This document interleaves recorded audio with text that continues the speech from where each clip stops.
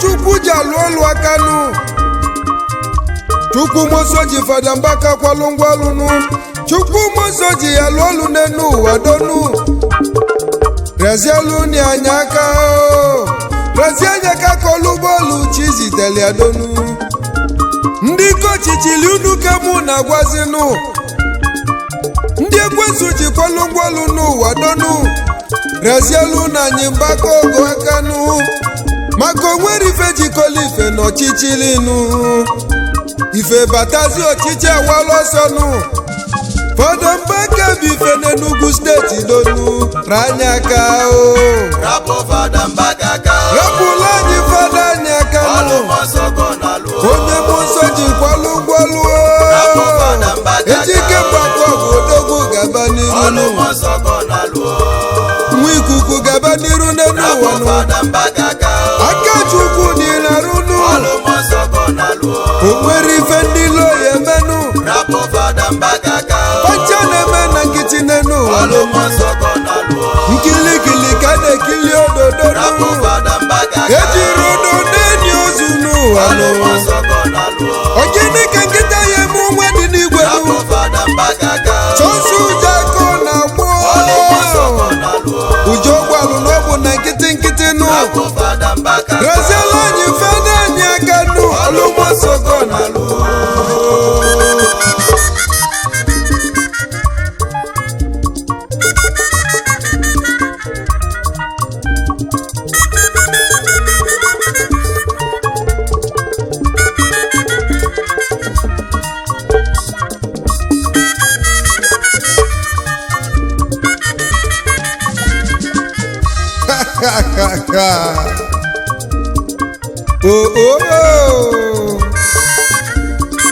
ọ gịnị na-akpọtụzinụ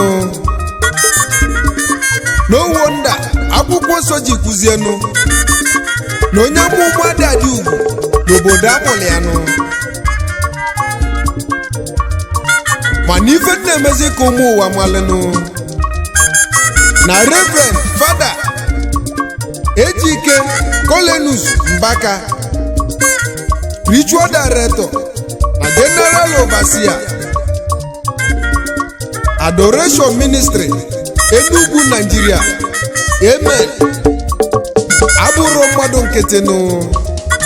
na nyamezilu n'ụmụgbu nwodo ojili nwayọ ozogbu agụ nke izizi n'Enugu steeti niile nụ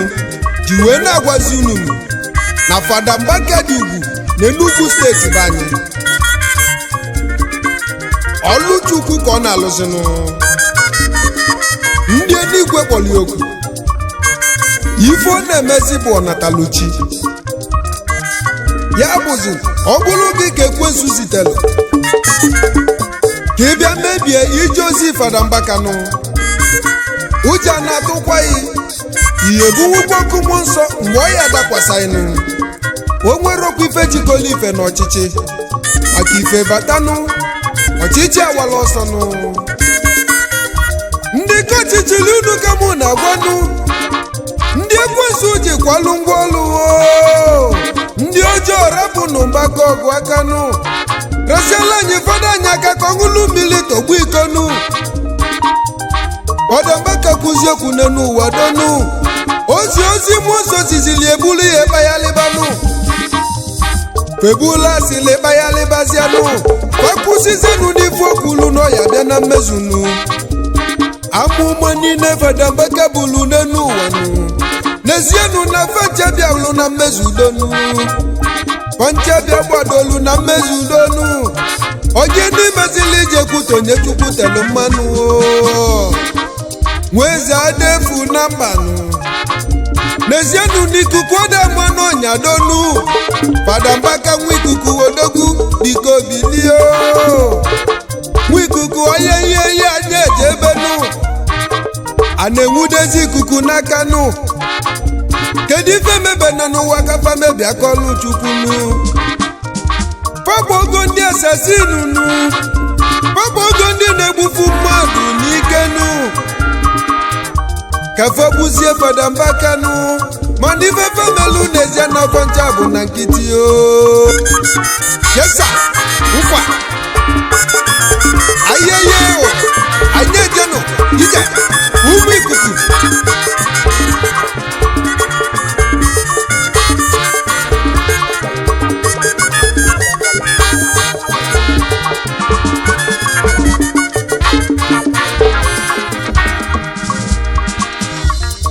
emesigo bulu batanu okwu Fada Mbaka kwulu donu amụmụ bulu maka 2015 gbasalu Jonathan na Mohammed Buhari nu politician ebulu bayalebanu mana emesala ife okwulu n'obialụ na mmezunu ewetazika na 2019 okwukwe nke Moses Lienu okwe maka Atiku na Peter Obi nu Nigeria sebuli ewe bayalebanu ume Igbo banye ebuli ewe kotobanu ụfọdụ esi n'ezienu nọ na gaka azụnu ụfọdụ sizi n'ogbu onye Awụsa ka ọ bụzinu ụfọdụ si na ndị Awụsa jizi alụ ọlụnụ emezi ife okwulu ọbịa na mmezunu rezienụ ụfọdụ anya ka ndị politiks razie anya aka nụ ndị ọchịchịli rapụ ụfọdụ anya aka o razie anya aka ka olugbo ụzọ ziteli edonu Rapụ Fada Mbaka aka o rapụ ụfọdụ anya aka nụ ndị ọchịchịli rapụ Fada Mbaka aka ndị ọjọọ rala anyị Fada anya aka nụ politishan rapụla anyị Fada aka unu ama nkwụsị nwa Oluchukwu ga na-aga n'iru adoration anya ejebelu ayeye umikuku ayeye onye makwana nwagwu aka n'ọdụ n'enu ụwa donu mọdụ ndụ mọwụla nwụọ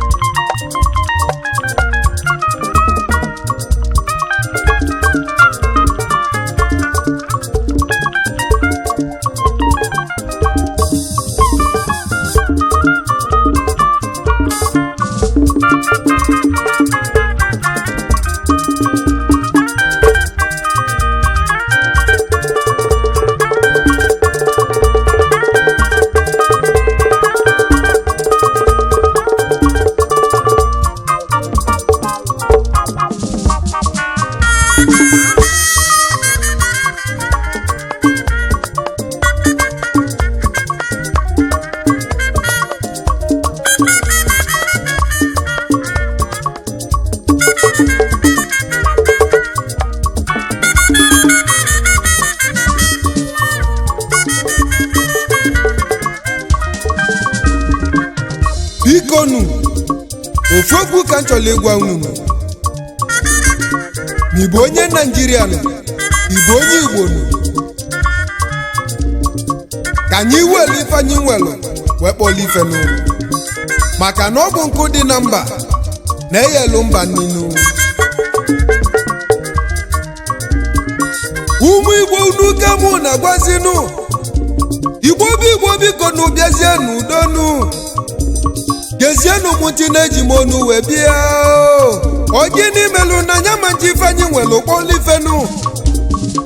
Chukwu gozila n'Igbo mbosi Igbo gbonu Chukwu nyela anyị ife niile anyị ga-eji na-ebili ndụ nụ mana anyukwu na-ekwola batazienu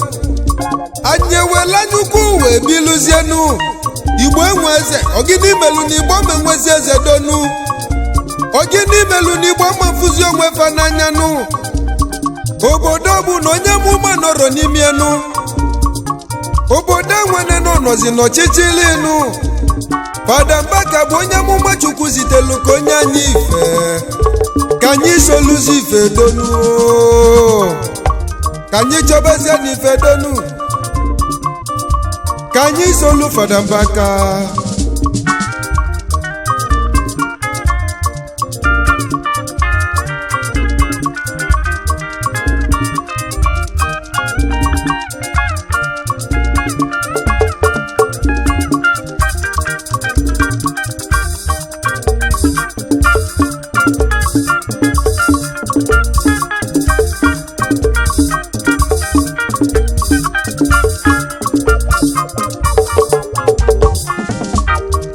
ume ikuku anya nanụ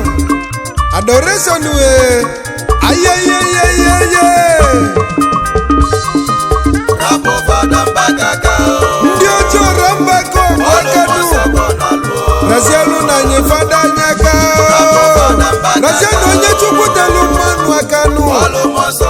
Odambaka is the light to the nation. Odambaka be fenenu. Olumosoko na lunu. Ejike mbaka lulolu igaba nirunu. Eke kwani fendesili nekunu. Makonu madu dinjo. Obi madu no dinjo nu wadenu. Lulolu musonyeli igaba nirunu. Lubolu musonyeli nugo. Gaba niru nade mudi kuku nakanu. Mamweza debu mamba nugo. Rasialu na nyefada nyakanu.